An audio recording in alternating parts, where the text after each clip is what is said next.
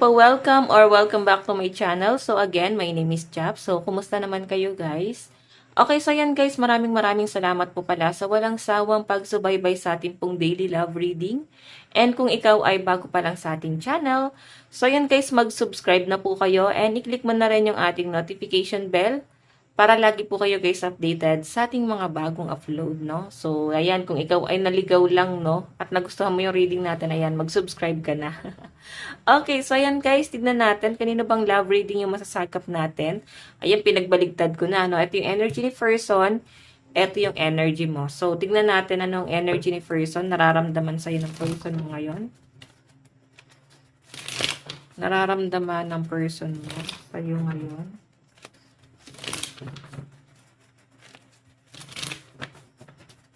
Nararamdaman ng person mo.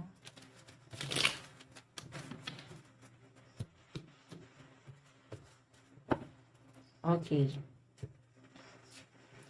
And nararamdaman mo sa person mo. Nararamdaman mo sa person.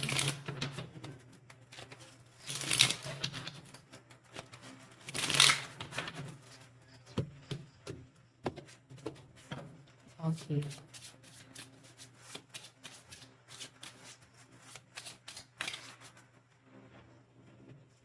So, tignan natin guys. Dito muna tayo guys sa energy ni person, no? Energy ni person. So, ano ba ang nararamdaman sa'yo ng person mo ngayon? Oh my God. Sobrang nasasaktan. Ano ba to? Nilagay mo ba siya sa third party or nasa third party kayo? Or pwedeng siya yung naglagay sa'yo sa third party. Okay?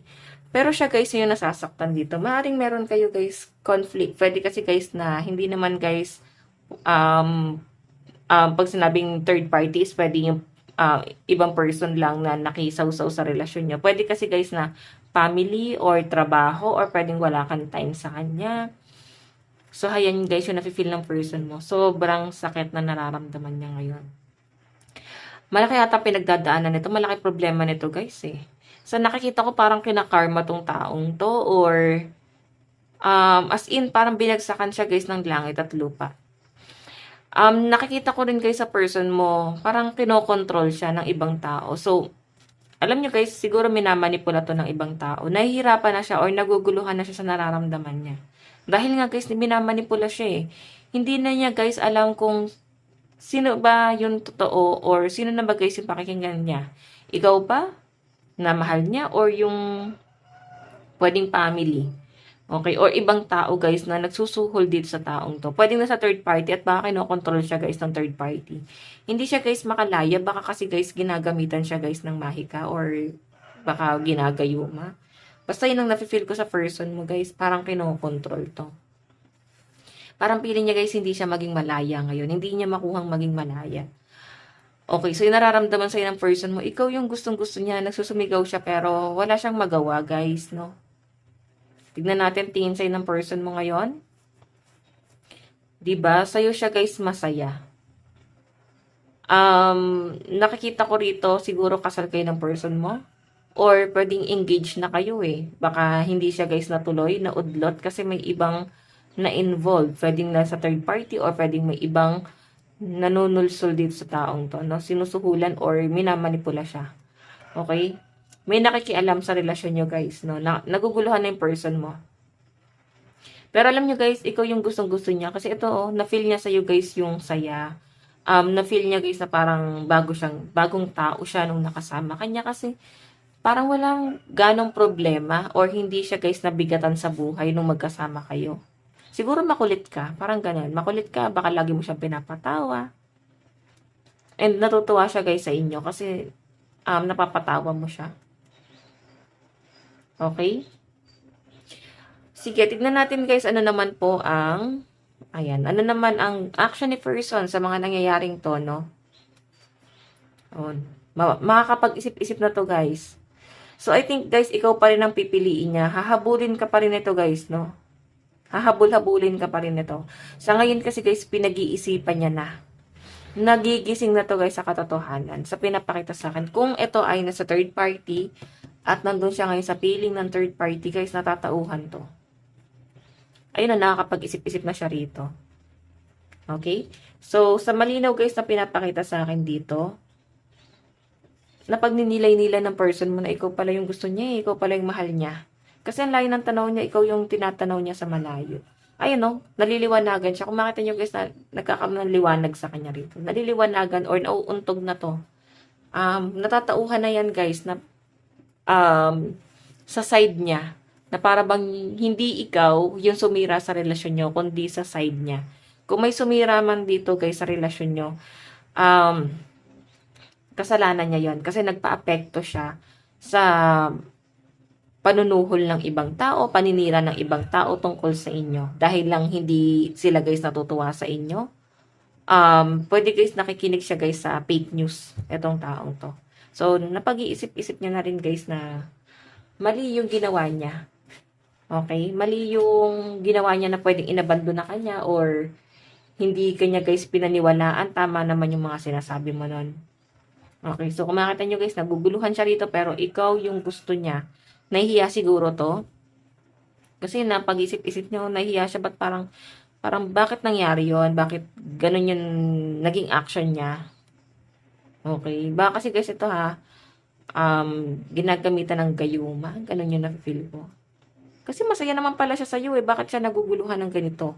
May kumokontrol dyan guys. Tignan natin na naman po yung magiging outcome ng action niya kasi nakakapag-isip-isip na siya rito Outcome. 'Di ba? Alam nyo guys, ikaw pa rin ang pipiliin ito. 10 of Cups.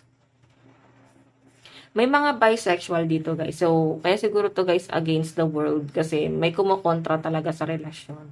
O pwedeng may sumisira. Baka guys yung ex ng person mo. Or pwedeng ex mo. Basta ibang tao. Baka may nagkakagusto sa person mo. Yun yung pilit na sumisira sa relasyon niya. Pero alam nyo guys, eto yung magiging outcome.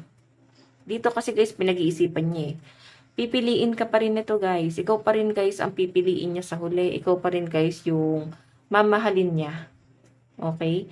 Pipiliin niya pa rin guys yung mga naudlot na plano niyong dalawa. Lalo na yung iba dito guys na family naman kayo kasi to wedding. May mga anak kayo. Siguro yun guys yung i-consider din ng person mo. Okay? Yung anak nyo. Na parang ito kasi guys yung nag-uugnay sa inyong dalawa gusto niya siguro guys bumawi sa anak nyo. Gusto niya pa rin guys mabuo yung pamilya nyo. Okay? So guys, ayan, malakas po ang mga air sign. Okay, 3 of Swords. Aquarius, Gemini, Libra, Aries, Leo, Sagittarius, Cancer, Pisces, Scorpio. Bottom of the deck, meron tayong mabagal lang talaga yung energy niya. Pwedeng mas matanda siya sa inyo Okay, ahead siya ng malaki. Ganun. And, diba parang matanda na pero parang wala siyang pinagkatandaan. Bakit nakikinig siya sa sinasabi ng ibang tao? Naguguluhan pa siya rito So, yung iba sa inyo guys, kung hindi pa siya guys nakikipag-reconcile sa inyo, mabagal kasi yung energy niya. King of Pentacles, no? Naguguluhan pa siya. So, maaaring pag-iisipan niya pa yan. Okay? So, guys, ayan, tignan natin sa side mo. Ano bang nararamdaman mo sa person mo? Meron tayong, ayan, lovers pero nag-block na siya. Okay? Siguro, guys, may mga bagay na para bang nanlumo ka sa nangyari, nanghinayang ka sa nangyari, para kang iniwan na lang, ginost na tong taon to, na parang niha-niho, wala siyang sinabi sa inyo. Basta bigla ka na lang, guys. Hindi pinansin. Parang ghosting nga to, guys. Ay, no? Siya yung nagparamdam sa inyo, Siya yung nagsabi sa inyo na mahal ka, tapos parang biglang, siya na lang din yung nang iwan bigla rito. Okay, so, 2 of Cups to. 2 of Cups or the Lovers to, pero nag-dark. Meron tayong ibang card dito ng the Lovers, pero hindi ganito yung kulay. Pero pag ito, guys, yung lumabas, sabihin nito, past person na to. Nararamdaman mo sa kanya. Ex mo na to, pero mahal mo pa rin to Yung iba sa inyo guys, kung nagsasama pa rin kayo or kung nasa third party kayo, siguro may connection pa rin kayong dalawa. And parang waiting ka pa rin. Okay, waiting ka pa rin dito. Nag-hope ka na lang na baka biglang may mangyari na ikaw na lang yung piliin niya bigla. So, I think pag-iisipan mo to. Kasi tignan mo nag-offer siya ng cup of love, pero hindi mo guys tinatanggap pa. Okay, tignan natin guys, ano naman natingin mo kay person. Meron tayong Knight of Cups, diba? Siya yung manunuyo. Baka nga guys, sinusuyo ka na nito Baka nakapagnilay-nilay na to. Pero alam nyo guys, in the near future, ayan no, yung tingin mo sa kanya, siya yung laging nanunuyo, siya yung laging hahabol, siya yung laging humihingi na sorry. Hindi niya naman guys pinapatagal yung problema niyong dalawa, yung pag-aaway niyo, pero parang ngayon, tumatagal na siya. Okay, matagal na siguro kayo guys, di nag-uusap kayo, no? Konta kayo ng person mo, no? Okay, pero alam nyo guys, ito nararamdaman mo, no? Babalik si person, at nakikita ko naman dito guys, yes, 10 of Cups, babalik siya rito.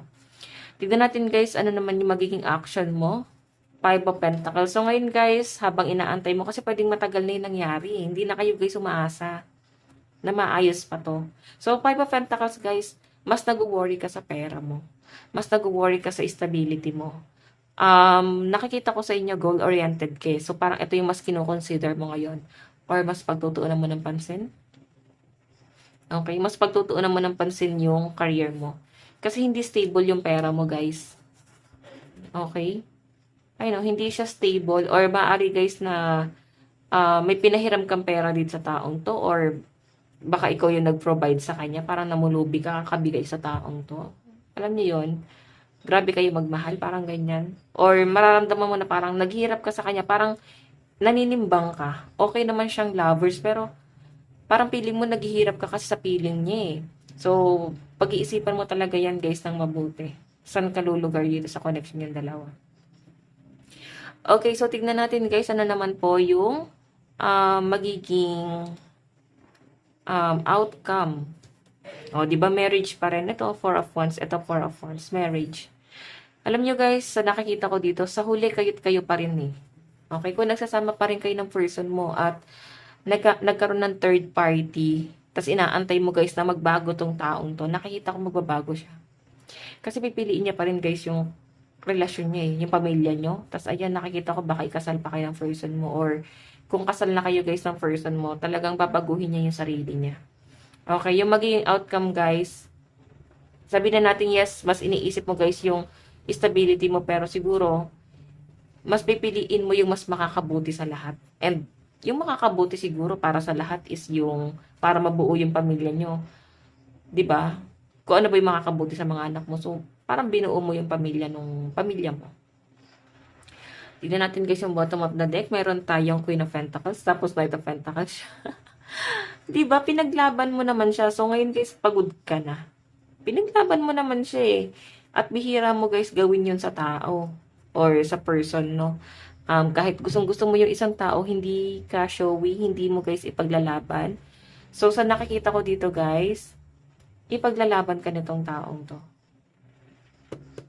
Paglalaban ka nito. Okay, pero sa ngayon kasi guys, parehas kayong Pentacles. Nagpapataasan kayo ng pride. Walang gusto magpakumbaba sa inyo guys. Okay, so sa side mo, malakas po ang earth sign. Ayan, may earth sign din pala sa person mo, no? Capricorn, Taurus, and Virgo. Okay, so ayan, Cancer, Pisces, Scorpio, Aries, Leo, Sagittarius. No contact talaga kayo guys, kasi parang, alam niyo yun, wala kayong pag-uusap, pero parehas nyo guys iniisip yung isa't isa. Pero, ito sa person mo, down na down, hindi kagaya ng energy mo. Tignan mo na lang guys, hindi kagaya ng energy mo na ikaw, nagpo-focus ka sa career mo. Yun yung mas mahalaga sa inyo ngayon. Eh si person mo guys, nandun pa rin.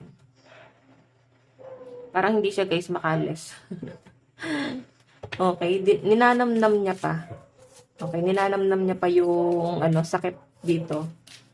Okay, parang nagninilay-nilay siya sa katangahan niya. Ganun yung nakikita ko sa person mo guys.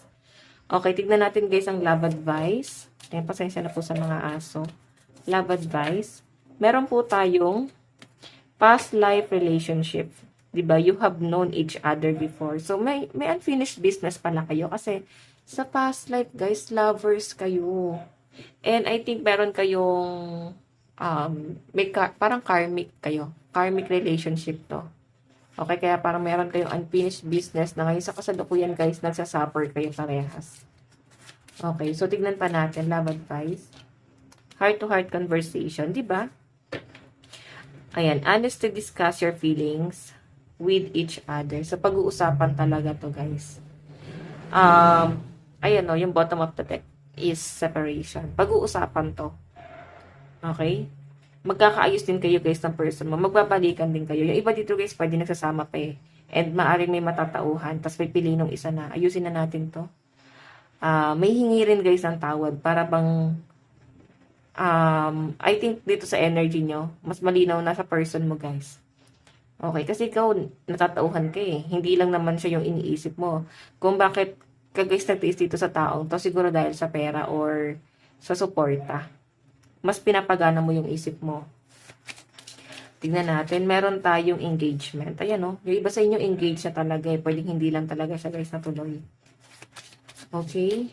So, meron tayong soulmate. Ayan, LDR yung iba sa inyo guys. Foreigner ba to? Kasi mukhang hindi talaga kayo guys nag-work ng magkalayo eh. Okay, so tignan natin guys ano to patungo. Saan na patungo yung relasyon nyo?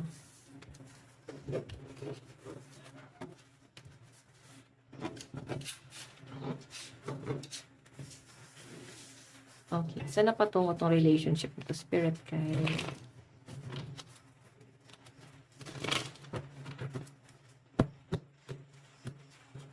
Saan na patungo? Oh, di ba family pa rin guys, oh? Kung sino guys yung umalis. Kung sino yung umalis, siya rin yung babalik. So, kung yung person mo guys yung umalis dito, siya yung babalik kusa rito. Pero kung ikaw yung umalis, pwedeng ikaw yung aayos. Ayan, kung sino man ang umalis dito, no? Meron tayong justice. Ayan, malakas yung energy ng mga Libra. Saan na po patungo to spirit guide? Meron tayong the hermit. Nag-iisipan talaga siya. Tignan nga natin, ano ba nangyari kasi? No? Kasi nakikita ko guys, maayos pati. Ano yung nangyari? Okay. Pinagtalunan nyo rin pala guys is pera. Oo. Parang may naging waldas dito. May bisyo. May bisyo ba si person? Ayan no, kung makita nyo guys, nanawa na lang pong manawa yung isa. Kumbaga, may nagmamakaawa dito na ayusin. Huwag na masyadong mabisyo. Masyado na guys toxic sa pinapakita sa akin. Ano ba nangyari sa relasyon? Tignan natin. Oh, natukso talaga sa iba. Temptation. Pwedeng sugal, guys. Or, may cheater dito. Okay, may nag-cheat, tapos, bisyo. Yun yung nakikita ko din na naging dahilan kung ba't hindi na rin kayo, guys, nag-work. Tapos, may third party. So, kung saan na, guys, patungo tong relasyon na to, kung makikita nyo, guys, 10 of Cups, at 10 of Pentacles. Family. Pero, alam nyo, guys, ikaw, naninimbang ka eh. Parang okay din naman sa inyo guys na magkaayos. Pero pinipili mo rin guys yung mental health mo. Kasi hindi guys talaga nakabuti sa inyo. Parang nasira talaga niya guys yung mental health nyo. So I think maninimbang ka. Pag-iisipan mo mabuti the justice. Okay? Ayan, malakas ang Libra, Capricorn, Taurus, and Virgo. Malakas ang earth sign. And Aries, Leo, Sagittarius, Cancer, Pisces, and Scorpio. Mensahe sa ni person. Tignan natin. Meron tayong I want to be more than friends. Oh, kaya pala parang ghosting. Nasa third party. Baka ikaw yung third party, guys. Baka aware ka na may ibang person to. Okay? And baka ano lang kayo, guys. Friends with benefits. Tapos kaya lumalabas ang family dyan. Kasi baka pamilyado tong taong to. Or baka ikaw. Okay, so tignan natin.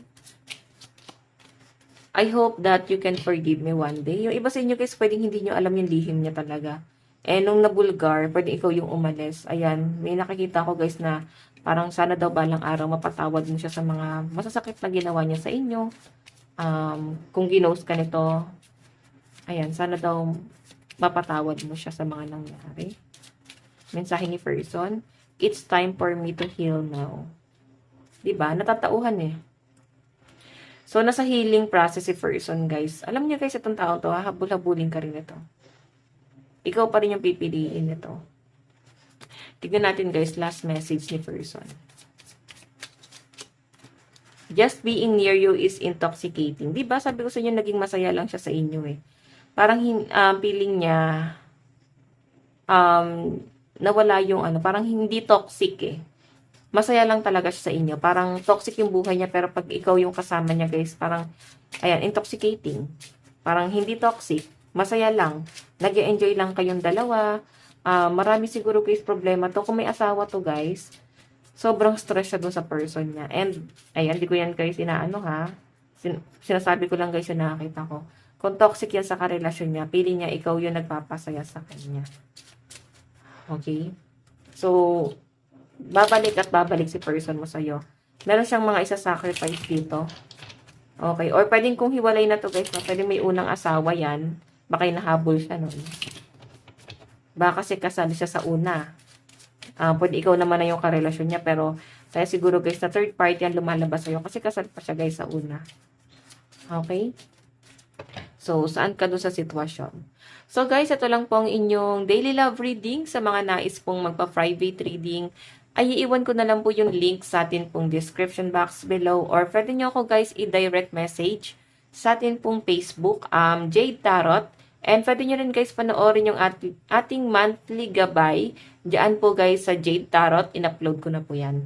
Okay, so yan guys, maraming salamat. Bye-bye po.